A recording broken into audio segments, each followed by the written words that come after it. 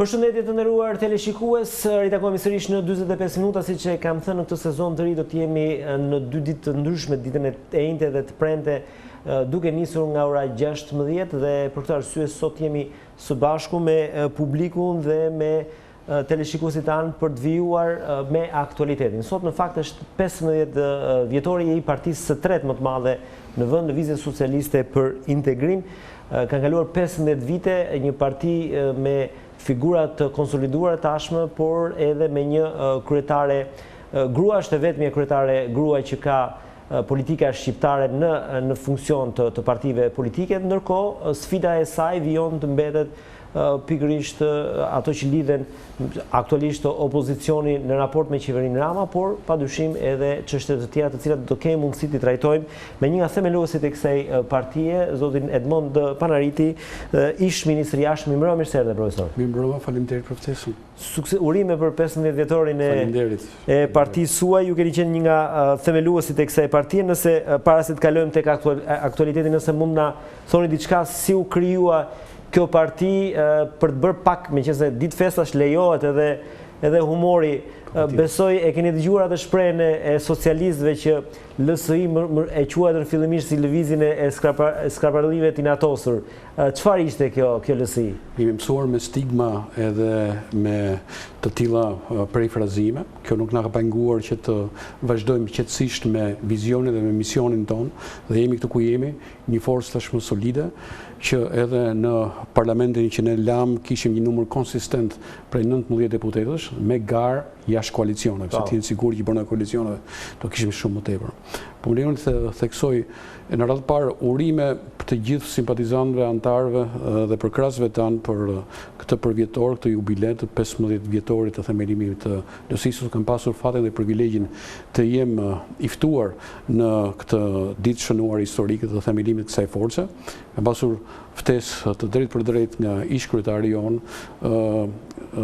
tani presidenti i vendit Ilir Meta, i cili më ftoi, kërkoi të më njihte nga afër dhe më kërkoi që të bashkoheshe nismës së iniciativës së tij për këtë sfidë në politikën shqiptare, e cila deri në atë kohë ishte bipolare, ishte kalcifikuar në 2 bastione dhe që kishte nevojë për një frymarrje, kishte nevojë për një alternativë të re. Shumë veta e paraqesin krijimin e LSI-së thjesht një shizëm, një fraksion nga Partia Socialiste.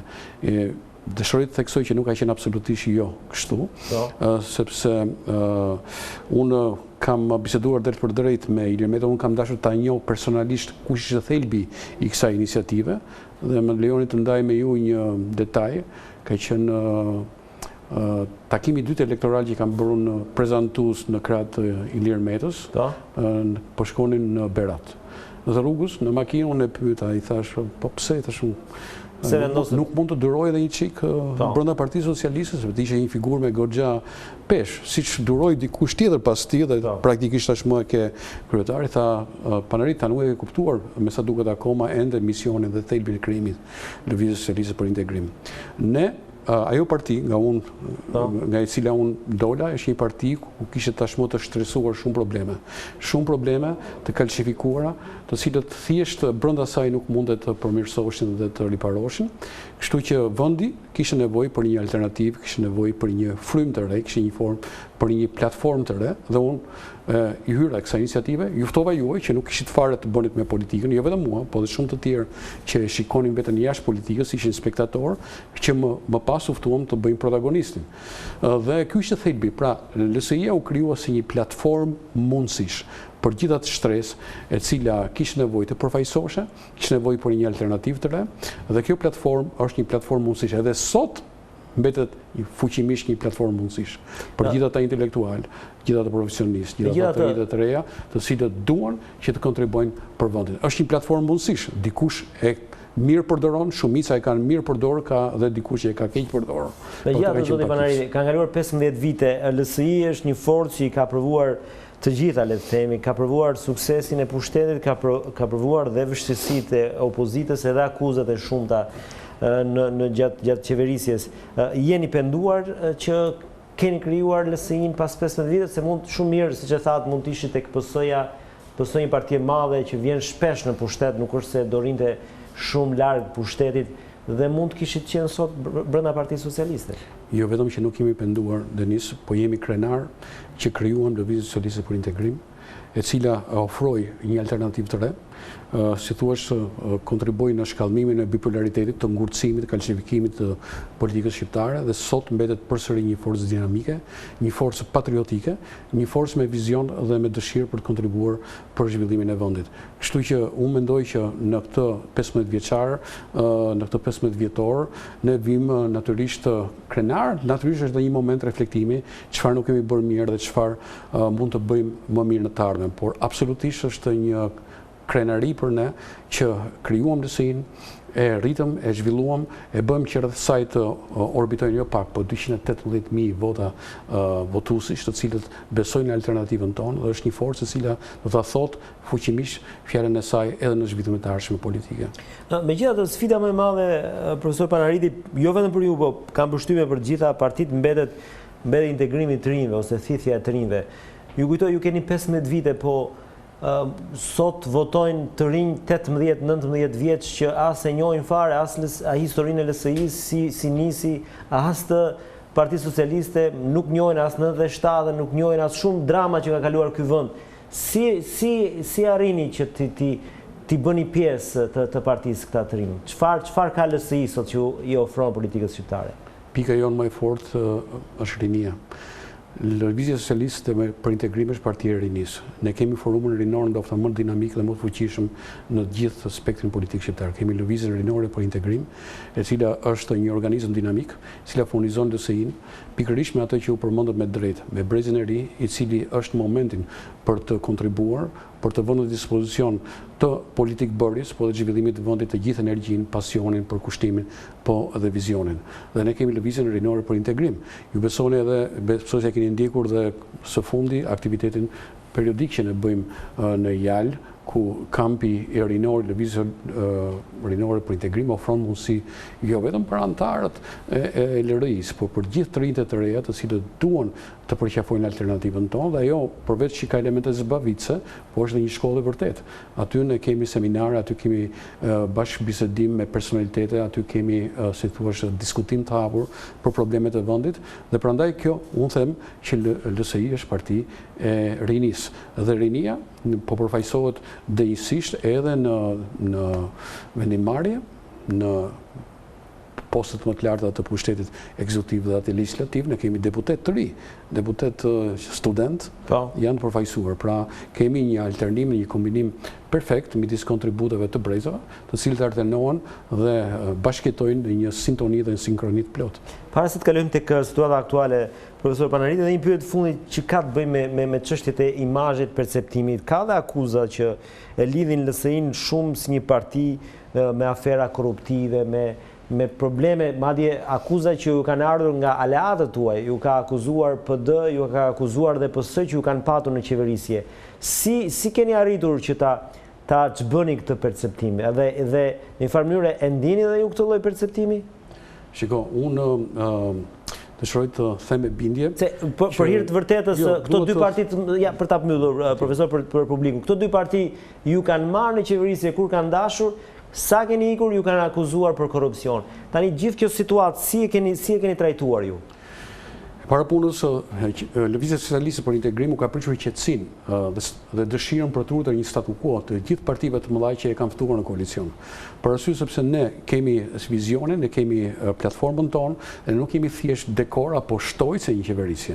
Pra nëse janë mësuar të qeverisin me parti që i kanë pasur thjesht në listat, sepse kryetarët e tyre i kanë pasur thjesht në listat e tyre dhe ata janë të detyruar në një farë mënyrë të përgjigjen, Lëvizja Socialiste për Integrim është një parti me kapitalet e saj politike, me mbështetjen e saj. Dhe kjo natyrisht ka prishur qetësinë e partive të mëdha, të cilët përkundërpesh në mënyrë për mendimin tim edhe abuzuese, janë munduar ta stigmatizojnë, ta akuzojnë me të padrejtë, natyrisht duke futur në lojë edhe një arsenal mediatik të kontrolluar për tyre, pikërisht për të tentuar ta dëmtojnë sa më shumë. por është krejt ndryshe. Po të shikoni të bëni një bilans të figurave që janë të inkriminuara dhe që sot ndodhen përpara drejtësisë në të gjitha nivelet, partitë e mëdha historike janë shumë më të inkriminuar. Natyrisht kemi pasur edhe ne element, kjo është normale, të cilët nuk janë përgjigjur besimit, nuk janë përgjigjur ftesës në mënyrë dinjitoze për të kontribuar dhe kanë abuzuar.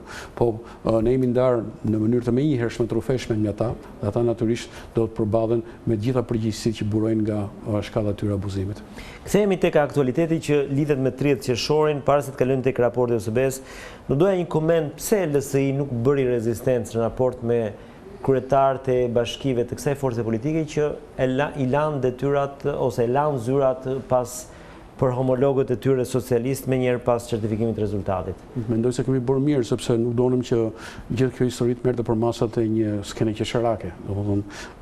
Ne praktikisht ato zgjedhje nuk i njohim, por ne nuk ka ndodhur, nuk ka zgjedhje. Data 30 nuk ekziston. Por praktikisht ajo që ndodhi dhe tashmë ne nuk mund ta fusin në skena qesharake të një konflikti madje dhe fizik, tashmë që kryetari do të hyjë të marrë një pushtet që nuk i takon. Kështu që mendoj që vepruam mirë. Ne i lam ato zyra, sepse praktikisht ato zyra tashmë janë vakante.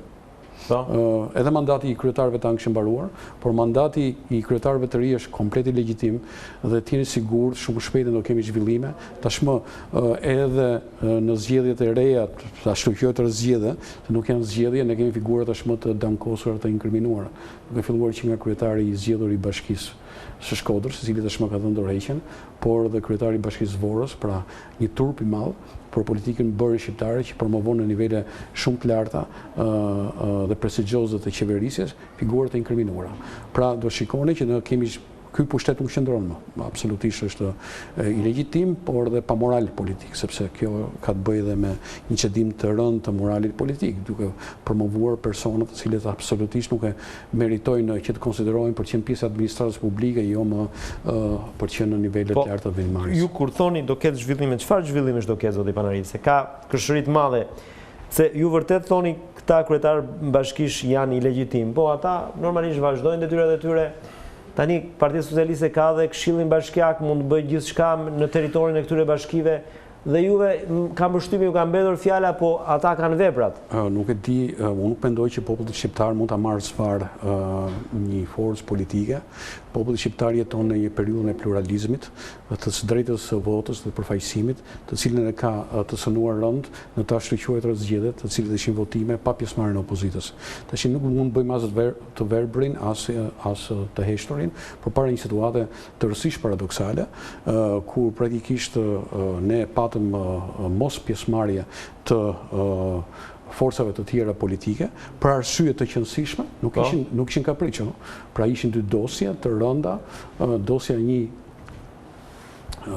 339 dhe një 84, ku praktikisht kishin kapur në flagrancë në procesin e grabitjes, dhunimit dhe akaparimit të votës në nivel të pushtetit lokal. Ishte Dibra që tregoi se çfarë ndodh në zgjedhjet vendore. Prandaj opozita nuk mund të futeshe në një proces zgjedhor i cili ishte i inkriminuar rënd pikërisht nga materialet tashmë që janë në dispozicion të prokurorisë apo që po mbahen në stand-by. Pra që në këtë mes pa një garanci dhe çfarë thotë opozita, ne kërkojmë një qeveri të kompromisit, një qeveri të mirëkuptimit, e cilat përgatis një situatë normale zgjedhore, e cilat nuk mund t'i besohet qeverisë qendrore, për arsye e tashmë është e kapur në flagrancë. Dhe presidenti u dha kohë palëve, pikërisht me dekretimin e datës së re të zgjedhjeve, datën 13 tetor, që të krijonte shtratin për një kompromis të tillë, në mënyrë që të krijohej një mekanizëm tranzitor në trajtim një qeverie dhe të vendosësh në dorë gjithë ato mekanizma, të vendosësh në lojë gjithë ato mekanizma që të garantonin zgjedhje gjithëpërfshirëse, gjë që nuk u mor për sigur nga majoranca, u dhunuar, u bën zgjedhje dhe që besoj keni lexuar dhe raportin e OSB-dirit, e cila dënon në rënd pikërisht faktin që dekreti i presidentit nuk u botua në fletoren zyrtare dhe në një farë mënyrë zgjedhjet u zhvilluan pa datë. Megjithatë, zoti Panariti, se ju besoj tani jeni koshient dhe si forcë politike që 13 tetori nuk ka për ndodhur asgjë në 13 tetor, se edhe afatet po ikin, sot është data 6 shtator, edhe sikur të doni të bëni gjithçka të jashtëzakonshme, atë s'ka as kohë as për fushat tashmë. Dakor, dhe ne kemi bërë një dëm të madh të vendit në radhë parë, e shpërdoruan këtë mundësi, kjo është shumë evidente.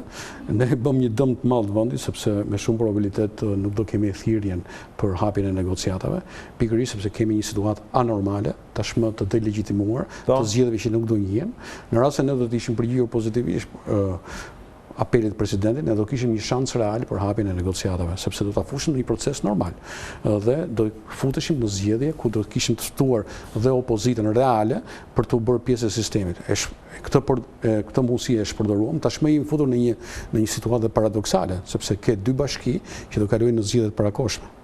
Pra është historisht një absolutitet i madh, kur në rast se ne do të kishim ndjekur datën dekretuar nga presidenti, do kishim zgjidhur edhe këtë ngërç që u krijua. Pra do ishte një exit shumë i mirë dhe për Partinë Socialiste për të larë duart në një farë mënyrë nga personat të tillë të inkriminuar. Por kjo gjë, siç e thatë ju, u ka përcyer dhe tashmë ne ecim në terr. Ne ecim në terr se çdo ndodh tashmë me një proces, me një pushtet vendor ilegjitim dhe ende të pakonstituar, sepse ende pa zënë karikën e kryetarit bashkisë, njëri ka dhënë dorëheqjen. Tjetri është në procesin e lënies, se me sa duket tashmë faktet janë të provuara që edhe ai ka qenë. Këto janë dy njësi, po ne kemi 61 njësi, 59 janë në rregull, kanë vijuar punën. Po çfarë do ndodhë? Zgjedhjet janë tani. Sigurisht që ky është një ngërç edhe i rëndë juridik që duhet zgjidhur dhe tjera. Pra, si shikoni, kemi ngarkesa shumë të mëdha dhe unë mendoj që e vetmja zgjidhje, pra pasi të ftohen pasionet politike, palët t'i bëjnë apel ndërgjegjes tyre, është që të ulen dhe të japin zgjidhje nëpërmjet zgjedhjeve parakoshme. Sa më shpejt, aq më mirë. Zgjedhje parakoshme të përgjithshme. Të përgjithshme dhe lokale. Mundësisht me një datë pse jo të bëhen të dy zgjedhje, pasi ne kemi një situatë anomale në nivel të parlamentit dhe në nivel të pushtetit lokal. Dhe natyrisht me një datë zgjedhjesh, pse jo, të japim një zgjidhje dinjitoze, duke rifutur opozitën në sistem, duke mos luajtur me farsat të opozitës sajuar me element listës, së cilën nuk përfaqëson asgjë dhe që ka pardisën atë dhe mbien dhe keq, që përfaqësojnë forca politike që nuk i njohin, që nuk është as e moralshme dhe që i shërbejnë garniturë të një opozite e cila nuk është e tillë, sepse opozita reale tashmë nuk ndodhet në parlament. Megjithatë, profesor Panariti, pra sepse pak a shumë ju po hidhni një ide që po artikulohet edhe nga Partia Demokratike, pra zgjedhjet parakoshme dhe lokale në të njëjtën ditë. Duke qenë që 13 tetori tashmë mund të konsiderohet e pamundur. Janë ka përcyer afatet, kështu që e pamundur. Kjo datë do ishte e vlefshme në pranverën e vitit të ardhshëm për opozitën? Kjo është çështje e kompromisit, se si thash, tryeza e dialogut do ta vendosë këtë histori. Dhe duhet të vërë në themel të saj interesat e vendit. Interesat e rrugës stabilitetit dhe interesave madhore të Shqipërisë. Nuk do të jetë thjesht interese forcave politike, por ne nuk mund të vazhdojmë kështu. Kjo situatë që po na zhyt dhe më duket sikur kujtohet ajo, ne po shikojmë drejt greminës, dhe si thonte filozofi Nietzsche, thoshte po qëse shikon për një kohë gjatë greminën do të tërheq brenda saj. Ne nuk mund të vazhdojmë. Ka rëndësi qëndrimi juaj si opozitë, se Rama mund t'ju thotë, mund t'i bëjmë të dyja bashkë, por në 2021-shin, megjithëse është afër një vit është. 2021 është tepër vonë. Situata po përciton me shpejtësi, unë kërkoj një vendimmarrje sa më shpejt. Po 2020 është vonë, zoti. Po nuk është çështje shiko. Ne në radhë parë duhet krijojmë qeveri besimi që të marrë në dorë, të stabilizojë situatën e nderur dhe tensionuar politike, të krijojë mekanizmin e besimit të bëjë ato ndryshime ndoftë në kodin zgjedhor dhe ajo që insistohet edhe ndryshimet në kuadrin e reformës zgjedhore, e cila nuk mund të jetë peng vetëm e maggjorancës dhe ta quajtur opozitë, e cila në një farë mënyrë nuk përfaqëson opozitën, dhe ne ftohemi vetëm si një faktor ekstra për të pasur të drejtën, kjo nuk është muhabet serioz. Pra normalisht po ju e keni lënë parlamentin, zoti Panariti, tani. Ne lëm parlamentin për një arsye. Ne lëm parlamentin. Atë reformë do ta votojnë socialistët dhe ata që janë në parlament. Keni asnjë mundësi ta votoni. Ne nuk mund të ishim një pjesë e një parlamenti, e kam thënë edhe herë tjera. Po dakor, që kalonte ligje antikonstitucionale reformës zgjedhore. Ja, po u bën një favor Partia Socialiste. Le ta votojnë vetë. A, ta votojnë vetë? Ta votojnë vetë. Që na kërkojnë? Pra, ju kërkojnë Turesën ta bëjë jashtë parlamentit? Jepni mendimin tuaj dhe kështu që nuk është kjo. Pra, dhe një gjë, Denis, do të kuptosh një gjë, sepse është fetishizuar në një farë mënyrë roli si shpëtimtar, si zgjidhje, çështja e ndryshimit sistemit dhe e ndryshimit në kodin zgjedhor. Për mua, kjo është e rëndësishme, po më e rëndësishme është dekriminalizimi i politikës shqiptare. Pra sfida jonë e parë, sepse çfarë do lloj sistemi zgjedhor që të kesh, kod zgjedhor. Pastaj më lejo të them diçka. Në 2005, parë se ndodhin ndryshimet me kushtetutë të vitit 2008, ne kemi sistem magjoritar korrektuar me proporcional.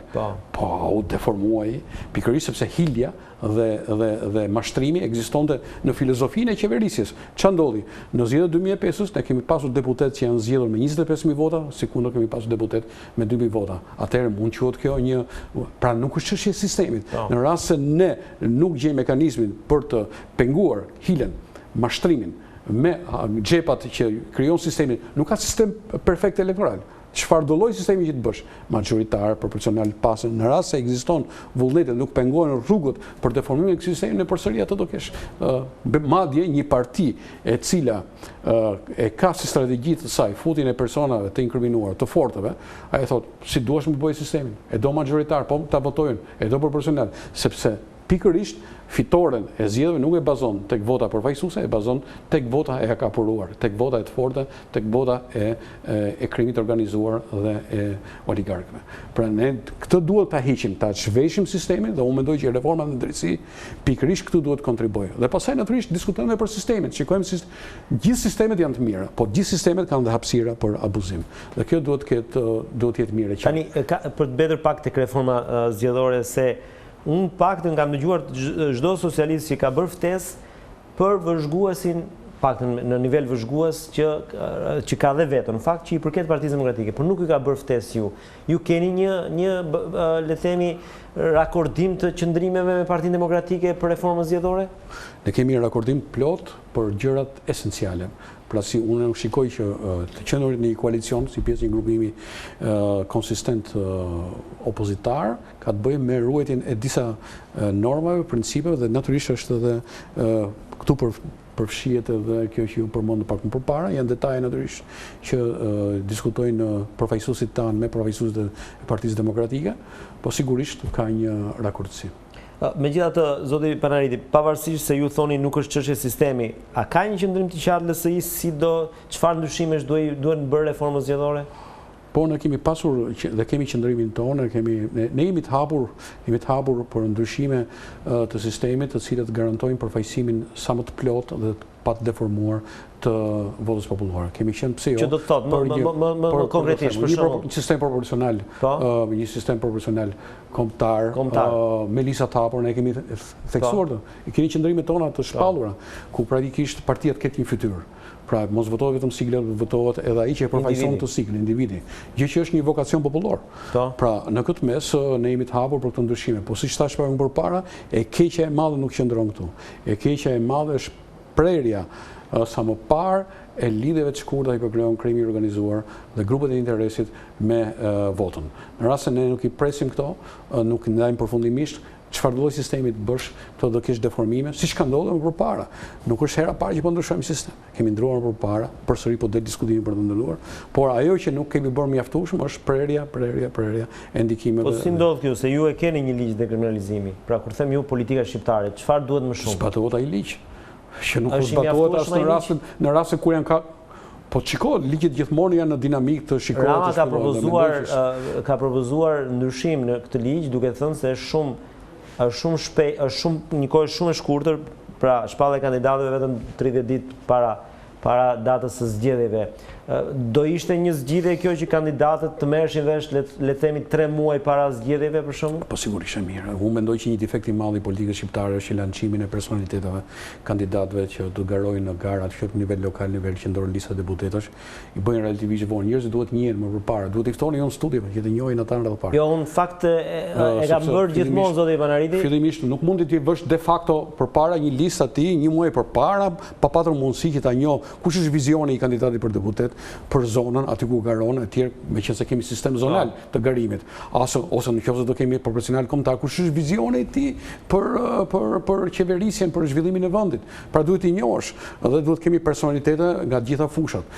Praktikisht jo vetëm politikanë që vijnë politikë, pra, kemi jurist, ekonomist, do të kemi agronom, do të kemi mjek, pra të kemi një heterogenitet, sepse politika është politikë sektoriale në thelb, nuk është politikë thjesht abstrakte.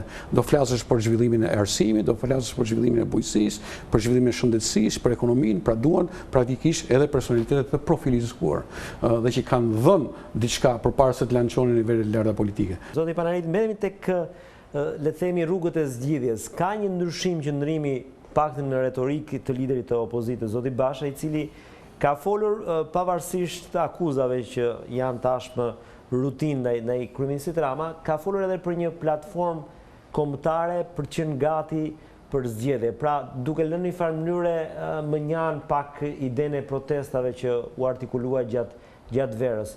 Ju jeni në dieni të kësaj platforme dhe a bëhet apo përgatitet një dialog vetëm mes PS-s dhe PD-s, si e shikoni këtë situatë? Dhe do ishi dakord? Unë mendoj që qëndrimi opozitar është që tani një qëndrim unik, i konsoliduar, dhe kur bëhet fjalë për dialog, bëhet fjalë dhe do të bëhet gjithmonë fjalë midis dialogut të grupit opozitar, të përfaqësuar natyrisht nga kreu i opozitës, dhe jo dialog midis një partie të vetme të opozitës dhe majorancës. Për këtë ne kemi qenë gjithmonë të qartë dhe mendoj ja keni shprehur zotit Basha. Sigurisht dhe keni marrë okejin nga ai që do ketë dialog grup opozitar dhe jo PD? Do kemi dialog, nuk bëhet fjalë tash thjesht për indivica dhe jo sigurisht, po për përfaqësi. Bëhet fjalë për përfaqësim të integruar të opozitës në bisedën me qeverinë për të gjetur një zgjidhje nga kjo krizë. Jo me qeverinë, por me palën tjetër, me Partinë Socialiste, pasi nga kjo qeverisje ne jemi ndarë, tashmë dihet që kemi në akuzë për gjithë ato abuzime dhe shkelje që tashmë janë të evidentuar. Por sigurisht do të jetë dialogu ai që do prevalojë për gjetur një zgjidhje nga ky ngërç jashtëzakonisht i rënd, ku shfutur shoqëria jo politika, po gradualisht po futet ekonomia.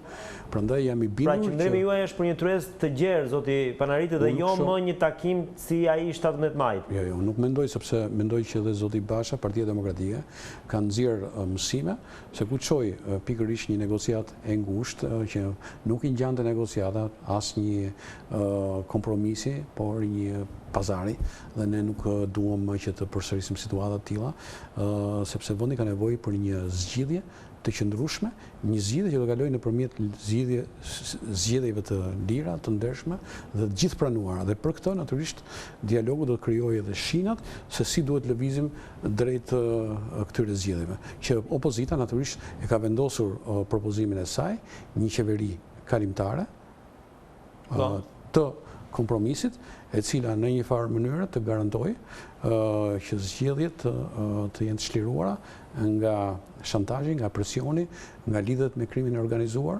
dhe sigurisht kjo do të jetë edhe objekti një kompromisi. Por ndryshe, unë mendoj që vendi do shkojë keq më keq dhe tashmë është futur në një situatë të verbër, pa rrugdalje, dhe prandaj e theksova pak më përpara, sa më shpejt në një afat sa më të afërt, natyrisht duke respektuar dhe kohën e domosdoshme që të ndodhin pikërisht këto që përmenda, të kalojmë në zgjedhje, për një zgjidhje. Afati i fundit për këtë vit është 30 nëntori. Mendoni që e kap këtë apo mbetet për vitin tjetër? Që unë mendoj që afati zgjedhor, se e kap caktuar kushtetuta. Nëse ekziston vullneti për ta nxjerrë vendin sa më parë nga ky ngërç i papar, për cilin më pagojnë një kosto qytetarët e këtij vendit, por edhe në planin ndërkombëtar Shqipëria tashmë është vendosur me shpallë për muri, pikërisht për dhunim të rënd të një procesi demokratik që është ai i zgjedhjeve. Ne duhet detyrimisht të gjejmë një zgjidhje. Nëse e kapim 30 nëntorin, do të ishte kryevepër. Dhe po që se ekziston vullneti politik, pse jo? Kosova u fut në proces zgjedhor në një kohë rekord, tashmë është vendosur. Atë na pengon dhe ne. Po që ekziston vullneti politik dhe po që se krijohet klima dhe për ndryshimet dhe modifikimet e ndryshme pikërisht në proces që të garantojë këto zgjedhje, mund të futemi fare mirë në 30 nëntor. Po gjithsesi sa më parë, aq më mirë, në mënyrë që kostojat mos jetë pastaj e pa riparueshme. Por nëse nuk kapet dhe mbetet për pranverën e vitit tjetër?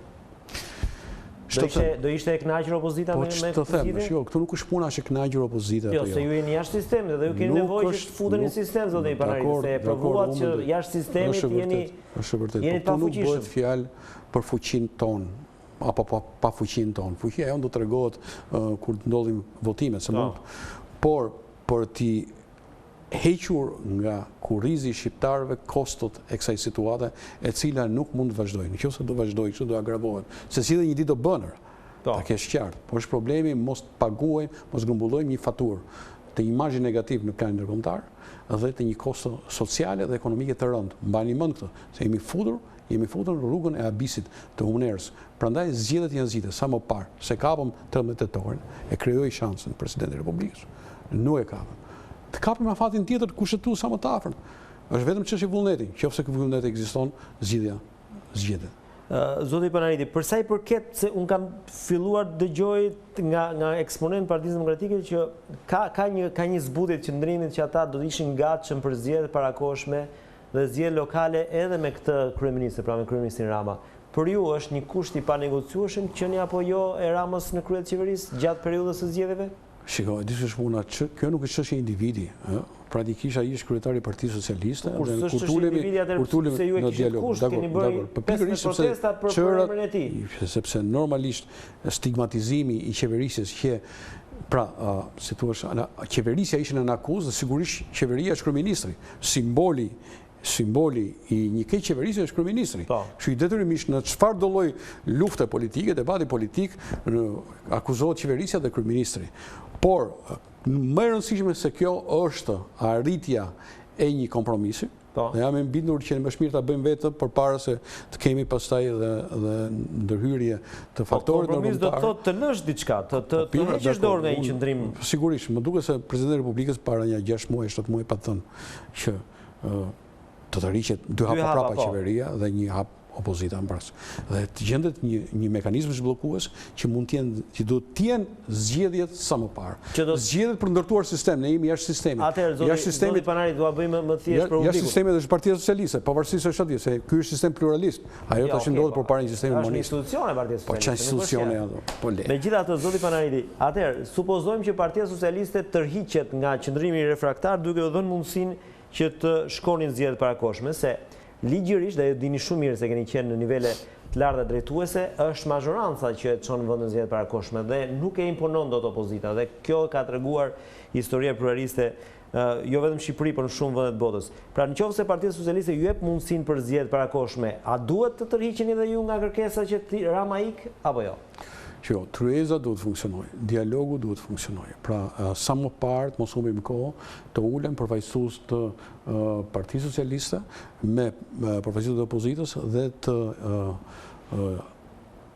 përcaktojnë modalitetet e një zgjidhje integrale, i zgjidhjet qëndrueshme, që janë zgjedhjet. Zgjedhjet që cilët duhet kenë padyshim mekanizmin e garancisë, që është vetëm një qeveri kalimtare, tranzicioni, besimi, në mënyrë që palët të shkojnë në zgjedhje, të futen në sistem dhe të votohen.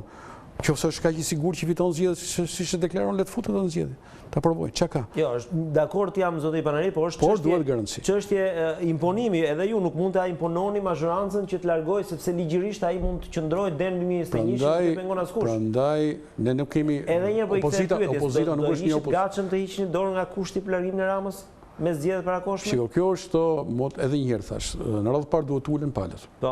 Dhe do vendosin në tryezë argumentat pse ata insistojnë në kërkesat që tashmë i kanë bërë publike. Opozita me kërkesën për largimin e kryeministrit dhe një qeveri të besimit dhe të dëgjojmë dhe majorancën. Dhe ajo që duhet prevalojë është bon sensi, është arsyetimi për të gjetur një zhbllokim nga ky ngërç, i cili do të jetë patjetër kompromis. Këtë e kemi thënë. Dhe pastaj unë nuk mund t'jap detajet tash se kush do jetë ky kompromis. Por një kompromis është lëshim reciprok. Zoti Panariti, ju mendoni që ky dialog duhet nis shumë shpejt dhe çfarë po ndodh? Pse nuk po nis? Jemi të vonuar, jemi të merrsisht vonuar. Po se di dhe këtu është shkalla e përgjegjshmërisë. Shikoj, një shtet si Kosova. Ka sinjale për shkak nga ato që ne nuk e dimë si media. Një shtet si Kosova, që është një shtet relativisht i ri, gjithmonë ku krijohen momente ngërçe. Shikoj që ka aty me sa duhet klasa politikash më e përgjegjshme, nuk e kanë problem. ta çojnë vendin të drejtojnë sovranit, të tërhiqet kryeministit, t'i japi dorëheqjen dhe të krijojë shansen e ristabilizimit të situatës. Po kjo arrogancë, kjo kokëforci, që të biesh murit me kokë dhe ta tërheqësh pastaj dhe një vend të tërë dhe ekonominë dhe shoqërinë drejt një rrugë pa krye, më duket e papërgjithshme. Pra të dy palët, opozit, maggjorancë, duhet patjetër të fillojnë me njëherë dialogun dhe të japin zgjidhje nëpërmjet zgjedhjeve të menjëhershme brenda afateve kushtetuese. Mirë ishte kapnin fundin e vitit, por nëse është e pamundur, sa më parë në afatin tjetër më të hershëm të organizohen këto zgjedhje dhe të dalë ky vend nga një këngërshje. Nëse ne do presim zgjedhje, se nuk kemi situatë normale. Në rast se do ishim situatë normale, do prisnim vitin 2021. Kemi një situatë të një anomaliteti dhe një shfazimi të jashtëzakonshëm. Zoti Panariti, para disa ditësh ishte një zyrtar i lartë i Departamentit të Shtetit në Tiranë, ku zhvilloi takime edhe me përfaqësues të Lëvizjes Socialiste për Integrim. Çfarë këshillash ju dha zyrtari amerikan? Nuk e di, ka pasur bisedë midis kryetares me një grup përfaqësues.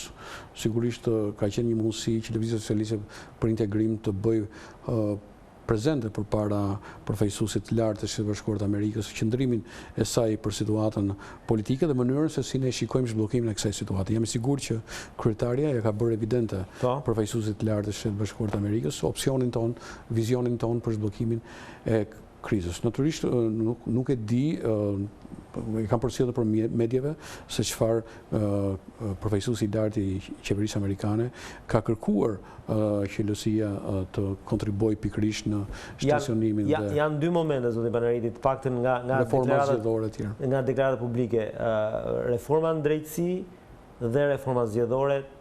Duket se këto kanë qenë dy kërkesat e zyrtarit amerikan.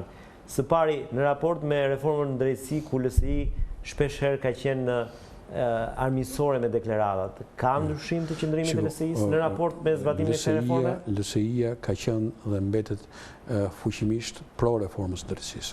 Një reformë në drejtësi e cila duhet të zhvillohet në parim, po themi me këtë mënyrë se si po zbatohet sot. Shiko, zbatimi është tjetër gjë. Ne votuam një kornizë makroligjore që reformën në drejtësi të ecë me shpejtësi, me krijimin e organeve të reja të drejtësisë, me trupat e reja gjyqësore, me organizmat e reja që nuk kemi njohur përpara, BK dhe SPAK. Por kjo nuk do të thotë që maggjoranca të përdorë të gjithë mekanizmat për kapjen e sistemit nëpërmjet veprimeve të cilët bien në ndeshje flagrante edhe me ligjin dhe me kushtetutën, dhe me leoni të theksoj se si filloi kjo histori. Filloi me zgjedhjen me 69 vota të prokurorës së Po, pavarësisht probleme, për ju nuk është garanci mbështetje amerikane, fjala atyre që kjo është një reformë në rrugën e dur, nuk ju ngroh kjo fjalë? Sigurisht, mbështetja amerikane është shumë e rëndësishme dhe shumë inkurajuese, por natyrisht ne prandaj edhe në dialog që kemi pasur me përfaqësues të lartë të Shtetit Bashkuar të Amerikës, kemi bërë në duke pikërisht rezervat tona.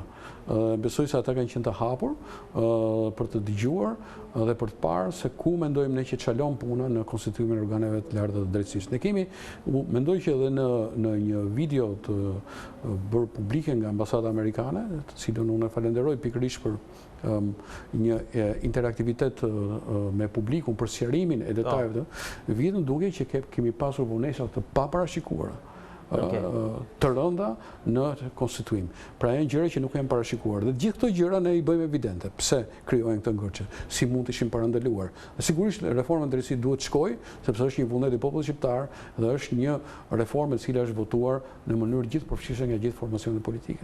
Në fund doja t'ju pyesja për një kolegun tuaj, ish ministër si ju, ish ministrin e bujqësisë, zotin Niko Peleshi, i cili sipas prokurorisë duhet jetë në nënhetim për një aferë në lidhje me disa pesticide të ndaluara. Duke qenë edhe në përvojën tuaj si ministër, çfarë roli ka një ministër? Nuk e di, besoj e keni ndjekur se si çështje si aferë.